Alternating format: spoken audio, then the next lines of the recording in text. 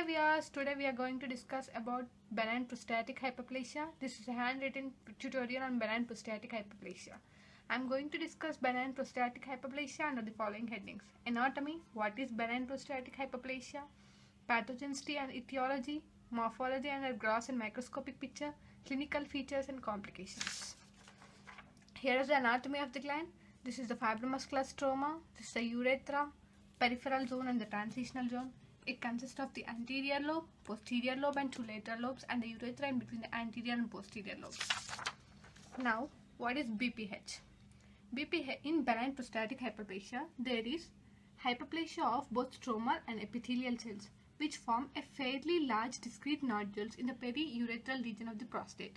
These nodules become a fairly large nodules, compress and narrow the urethral canal, which leads to the complete or partial obstruction of the urinary outflow. Here is the diagram showing this. This is the prostate gland. This enlargement of the prostate gland leads to the obstruction of urinary flow.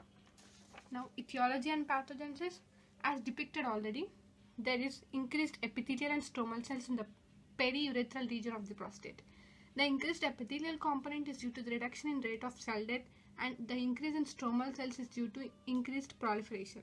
This diagram shows the role of androgens in the pathogenesis of the benign prostatic hyperplasia. The main androgen responsible for the BPH is the testosterone or dihydrotestosterone. Dihydrotestosterone is formed by the conversion of testosterone by type 2 5-alpha reductase. This dihydrotestosterone or type 2 5-alpha reductase is usually present in the stromal cells and also the basal epithelium. Now, the binding of this dihydrotestosterone to the androgen receptors activates the nucleus and thereby formation of growth factors. These growth factors in the epithelial cells leads to decrease in the apoptosis of the epithelial cells, whereas in the stromal cells leads to increased proliferation. Now let's go to the morphology of benign prostatic hyperplasia. It usually occurs in the proximal urethra, the transitional zone, and involves both the lateral lobes as depicted in the anatomy of the gland. The weight usually weighs 2 to 4 times the normal gland.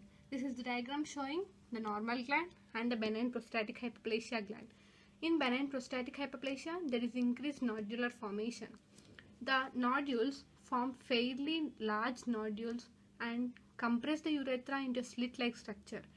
They sometimes proliferate into the floor of the urethra, and that's called median lobe hypertrophy. This is not the anatomical lobe, but it's referred by the clinicians as median lobe hypertrophy.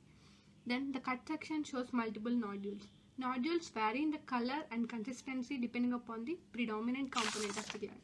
Now let's go to the morphology.